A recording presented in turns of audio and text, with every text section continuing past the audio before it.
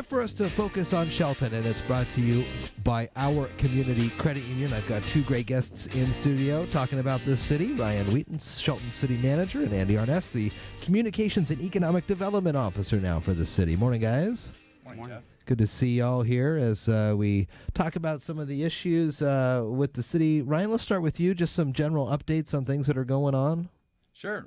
Well, I've been around this position now for 10 months, and we have had a lot of change at the city. Wow, 10 months, huh? It just flies by unless you're in this seat, and then it feels like it's been 10 years sometimes, depending on the week. I'm sure. We've recently had a lot of success in getting some projects cleared off our plate that have been lingering questions that have been out there for a very long time. This week, we finalized a latecomers agreement with Washington State Patrol. That was a deal that I think was started 3 years ago. We started negotiations with Washington State Patrol, and then for various reasons, it sat for a couple of years. So for the last 6 months, Craig Gregory and the Public Works team have been working diligently to get that contract figured out. We actually fixed an issue that we had in our previous contract with the water tank that was built just outside the city limits. At the time that we put that deal together a few years ago, we agreed to have a water tank online and ready to go. Mm-hmm. We did not make anybody agree to hook up and actually use the water. So this deal corrects that. We're going to help the Washington State Patrol get hooked up, get disconnected from their well, which will also enable the city to be eligible for $1.5 million in loan forgiveness for the project that was done up there. Oh, wow. So that's a significant victory for us, and we were able to go through and lower the potential latecomer fees that new development will have if they hook up to that water line as well, so we're happy about that. And then we also finished a very long conversation about the contracting out of our garbage utility. Yeah. That's going to go now. We're going to go live with that beginning in July, and I think Craig's going to be back in with Mason County Garbage to discuss that, and we're going to get out as much information as we can. We're excited about this one as well because it really frees us up to do what we're very good at, and that's service.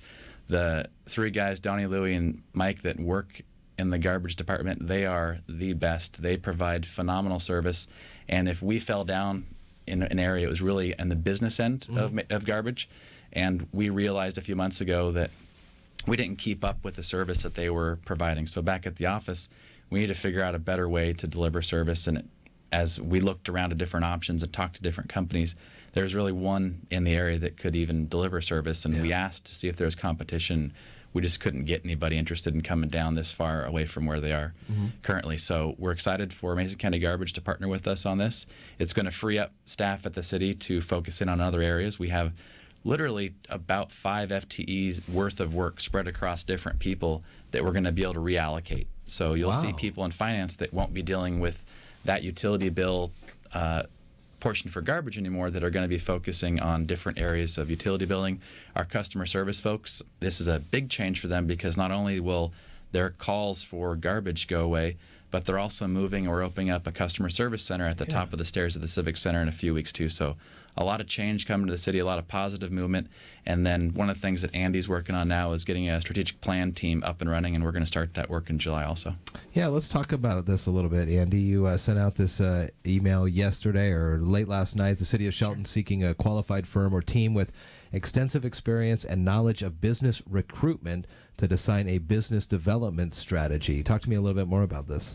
Yeah, so we're actively doing that in the process of developing our strategic plan for business development. What do you look for? What would somebody interested in this be able to do for the city?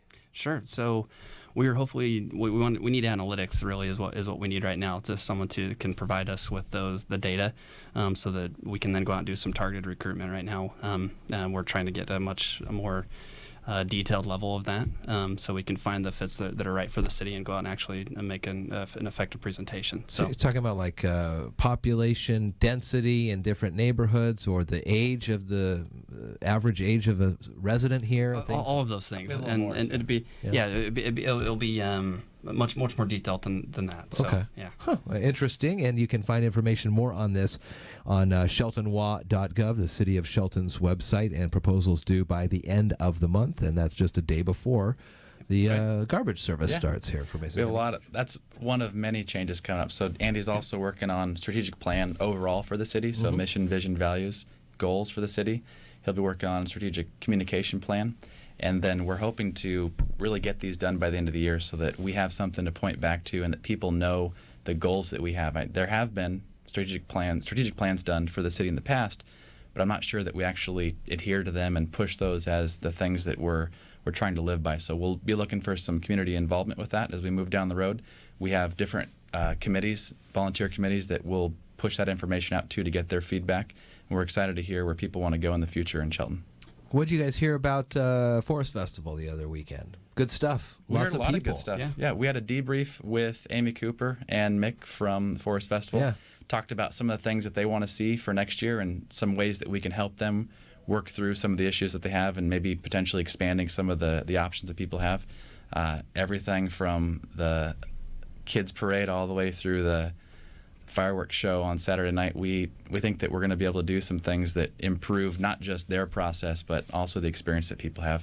And I think that the road work that we did on Railroad went over very well. So it's nice to have that done in time for Forest Festival. That was nice. And that really was DOT helping us out, and then Public Works literally going all hands on deck to get that done in the manner that they did. Yeah, it looked really nice for all the folks. I mean, there was 7 deep all up and down Railroad for the parade, and just lots of good stuff. Yeah. Very cool. All right, Andy, Ryan, good to talk with you guys, of course. And the Focus on Shelton this week and every week is brought to you by our Community Credit Union. You guys have a good day, and we'll talk again real soon. Thanks, Jeff. Thanks.